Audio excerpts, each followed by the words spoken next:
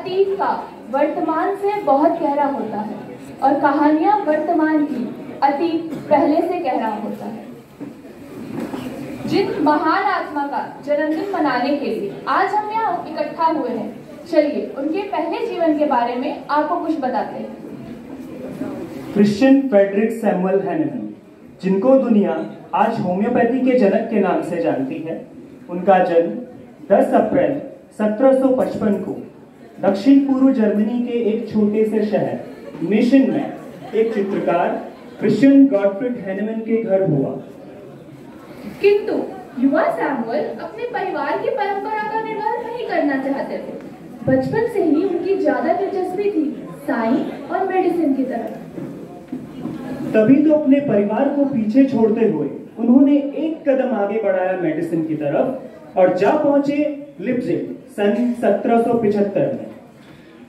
जिंदगी में एक के बाद एक संघर्षों का सामना करते हुए आखिरकार उन्हें मिल ही गई उनकी एमडी की डिग्री और दुनिया को मिला एक युगांतकारी चिकित्सक doctor Christian Friedrich Samuel Hahnemann.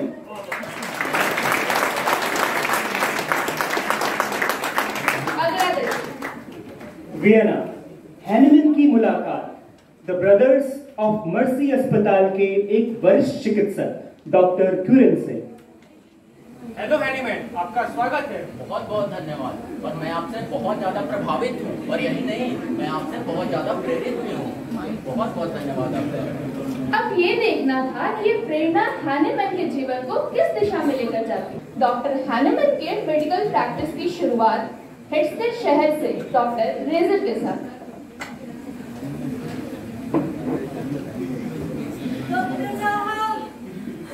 Doctor साहब, मुझे बचा लीजिए। डॉक्टर साहब, शांत हो जाइए पहले। डॉक्टर साहब, बचा लीजिए मुझे। आप प्लीज बैठिए। आप थोड़ा पानी पीजिए। क्या तकलीफ है आपको, बताइए। मत पूछिए डॉक्टर साहब, पूरे शरीर में बहुत दर्द है डॉक्टर साहब। कुछ काम नहीं कर पा रहे हैं। और पैखाना वो कैसा है? वो तो पूछिए नहीं बट डॉक्टर साहब, बस दस्त लगी हुई है बहुत ज्यादा और उल्टियाँ भी बहुत ज्यादा हो रही हैं। कुछ भी काम नहीं कर पा रहे डॉक्टर साहब, मुझे बता दीजिए। मैं मरना नहीं चाहती डॉक्टर साहब, मुझे बता दीजिए। सैमुअल, इतना क्या सुन रहे हो? कोलेरा का केस है, वेनिसेक्शन कर दो। वेनिसेक्शन? हाँ। अभी तो मरीज से सवाल भी नहीं किए हैं और जब तक सवाल नहीं करेंगे तो पता कैसे चलेगा बीमारी क्या है? सैमुअल, किसी को भी इतना समय नहीं दिया जाता। इतना समय अगर दोगे तो बाकी पेशेंट को कैसे देखोगे? मैडम, आपका खून गाढ़ा हो गया है, उसे पतला करना होगा। तो इसमें मुझे क्या करना होगा डॉक्टर साहब? आपको कुछ नहीं करना है, बस हम आपका खून निकालेंगे और क्या। क्या खून? देखिए मैडम, मैं डॉक्टर हूँ ना, आपको मुझ पर भरोसा है ना? आपकी सारी बीमारियां दूर कर दूंगा। सैमुअल, वेनिसेक्शन की तैयारी करो। नर्स, इन्हें लेके जाओ।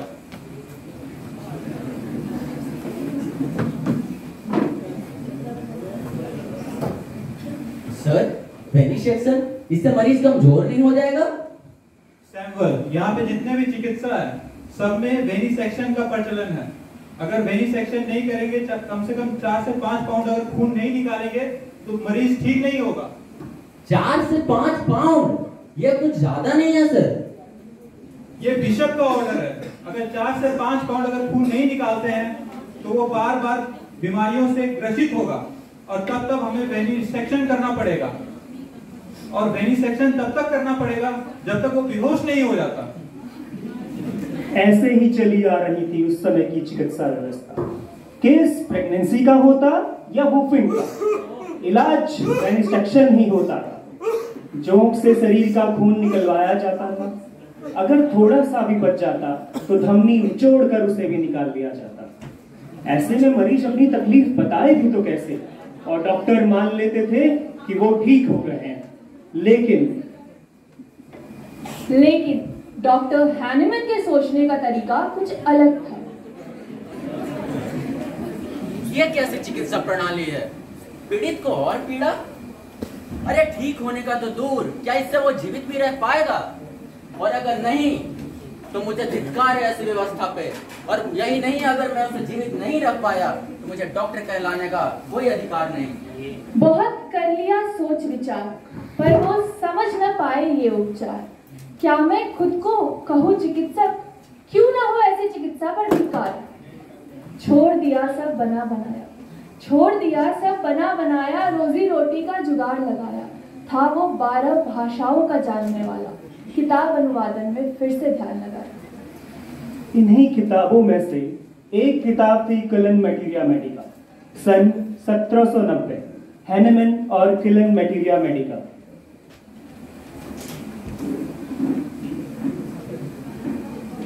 ये क्या? सिंकोना जो मलेरिया ठीक कर सकता है वो उसकी कड़वाहट और पेट में टॉनिक इफेक्ट की वजह से? पर कड़वाहट तो और भी बहुत सी चीजों में है, तो क्या उनसे भी मलेरिया ठीक किया जा सकता है?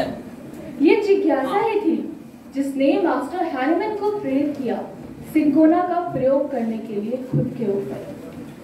रोज दिन में 2 बार करके 4 ग्राम सिंकोना बार का रस पीना उन्होंने शुरू किया और कुछ ही दिनों में उनके शरीर पर इसके लक्षण दिखने भी शुरू हो गए थे। अचंभित हो गए डॉक्टर हैनेमन। वो जानते थे कि प्रकृति में ऐसा कुछ तो है जो मरीज को भीतर से ठीक कर सकता है, पर वो ऐसे ये सोचकर ही वो स्तंभित हो गए और अपने निर्णय की पुष्टि करने के लिए उन्होंने शोध का सहारा लिया। अपने आसपास के लोगों पर सिंकोना बार का प्रयोग किया, एक एक कर सिम्टम नोट किए और आखिरकार उन्हें परिणाम वही मिला जो वो सोच रहे थे। और गहरी चिंतन के बाद वो इस नतीजे पर पहुंचे। जो चीज एक स्वस्थ बीमार व्यक्ति में लक्षण ला सकती है, वही लक्षण अगर किसी बीमार व्यक्ति में दिखे तो वही चीज उसे ठीक भी कर सकती है।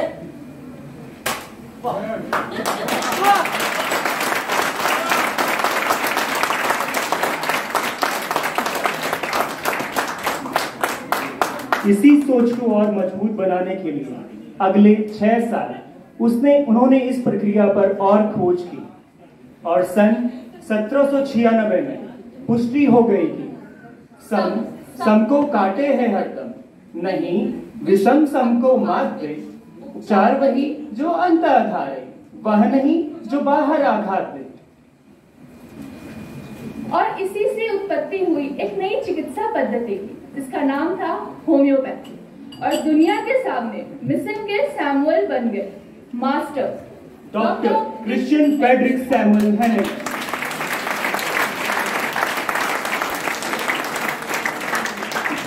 अगला दृश्य, मास्टर हैनेमन वो पहले व्यक्ति थे जिन्होंने मानस चिकित्सा पर समान रूप से महत्व स्थापित किया था।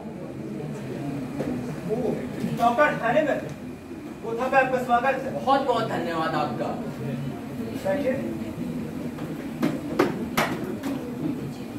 आपके बारे में ही बात हो रहा था। सुना है आपकी चिकित्सा बाकियों से कुछ अलग ही है। हाँ, बाकी जो कर रहे हैं उससे मैं संतुष्ट नहीं हूँ। यहाँ तक कि मुझे ये भी लगता है कि उसका भविष्य अनिश्चित है, इसलिए मैं इस विषय में और शोध करना चाहता हूँ। तो यहाँ पर ही कीजिए ना।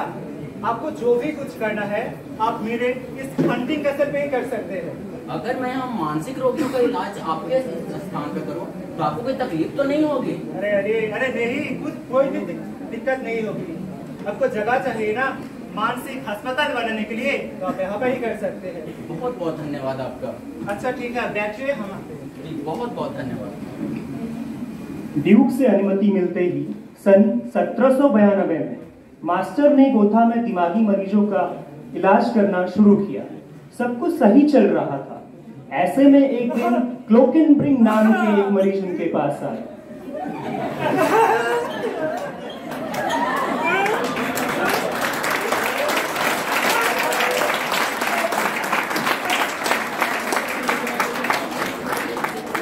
क्या हुआ है इनको? सुना है आप मानसिक बीमारियों का इलाज करते हैं। हाँ, क्या इसका भी आप कुछ कर सकते हैं? ठीक है, पहले पुरानी दवाइयाँ बंद करनी होंगी और खान पान का भी विशेष ध्यान रखना होगा। ठीक है जी।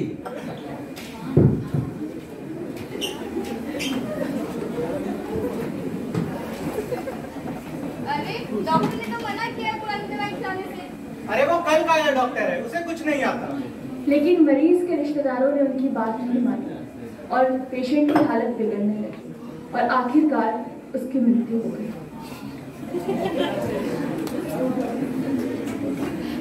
होम्योपैथी की शुरुआत हुए कुछ ही दिन हुए थे कि फिर से वही विद्रोह, विरोध, दंगा, आगजनी, मानसिक अस्पताल तक बंद करा दिया गया।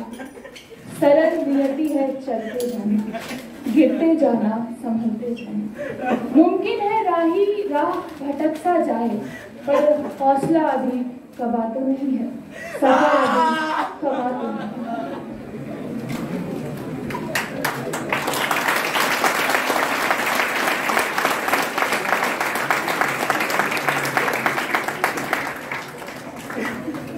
An essay on new principle for ascertaining the curative power of drugs and some examination of the previous principles. सन 1796 में ह्यूफ्रेट के जर्नल में प्रकाशित हुआ था मास्टर का ये निबंध।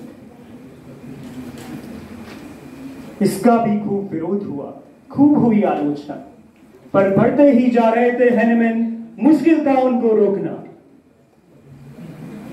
और फिर मास्टर हैनेमैन का संघर्ष, 15 साल का अथक परिश्रम, 15 साल का अथक परिश्रम, यातना ऐसी जो तोड़ दे हर क्षण। 7 बार तो घर ही छोड़ा, 7 बार तो घर ही छोड़ा था बिना ओर छोड़ का पिस्ता जीवन। कठोर नियति की कुटिल थी चालें, हे खुद बिखरे कैसे परिवार संभाले। 3 महीने का बेटा तक खोया, 3 महीने का बेटा तक खोया, पर हौसला ऐसा कि हथियार न डाला और इसी तरह आगे बढ़ते चला गया हैनेमैन और होम्योपैथी का सफर।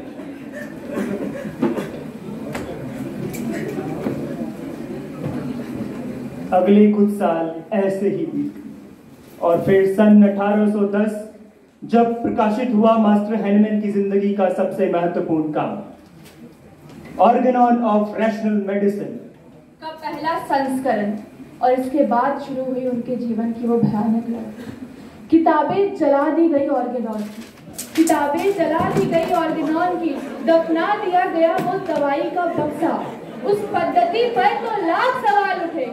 हैनेमैन का निजी जीवन भी किसी ने नहीं बख्शा। उन्हें शहर तक छोड़ने पे मजबूर कर दिया गया, उन्हें शहर तक छोड़ने पे मजबूर कर दिया गया, पढ़ने पढ़ाने से उन्हें दूर कर दिया।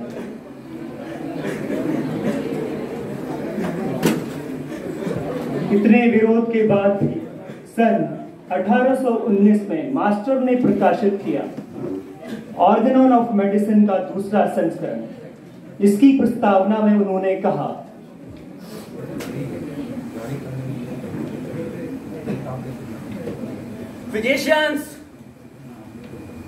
Physicians are my brethren.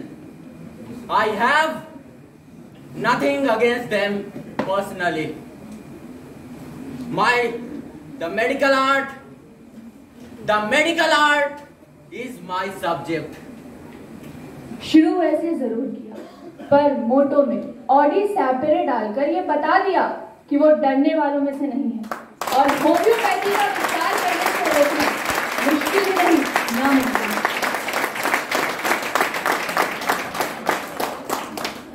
सन 1824 ह्यूफ्लेन के द्वारा होम्योपैथी की आलोचना। Homeopathy can remove the symptom, but the disease remains.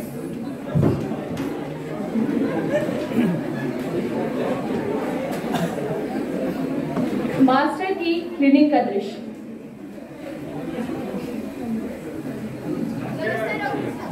अच्छा, आप कैसे हैं? डॉक्टर साहब, जब तक मैं दवाई खा रहा था तब तक तो मेरी सारी बीमारियां ठीक थी, लेकिन जैसे ही मैंने दवाई खानी छोड़ी है सारे लक्षण और सारी बीमारियां मुझे वापस से दिखने लगी है। हाँ डॉक्टर साहब, मेरे साथ भी यही हो रहा है। अच्छा, ऐसे केसेस ने मास्टर को फिर से सोचने पर मजबूर कर दिया।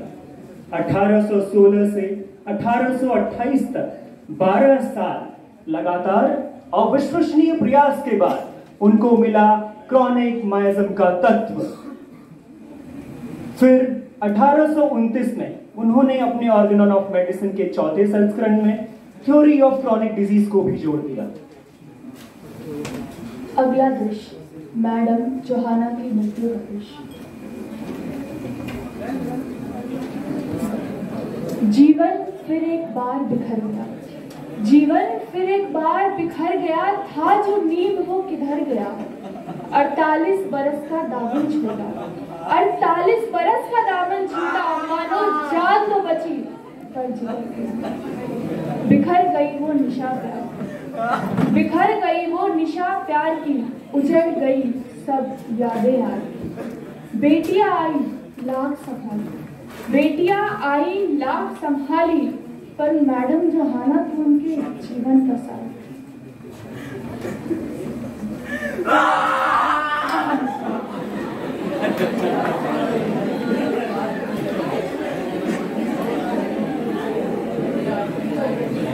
फिर सन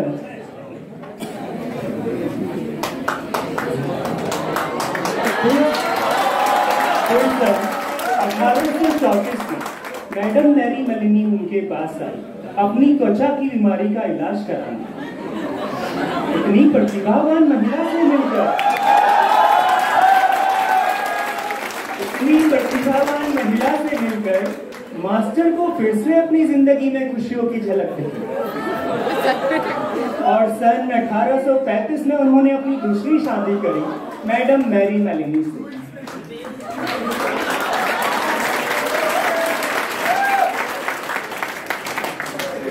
अगला दृश्य मास्टर के जीवन के कुछ खुशनुमा साल, परंतु आखिरी साल।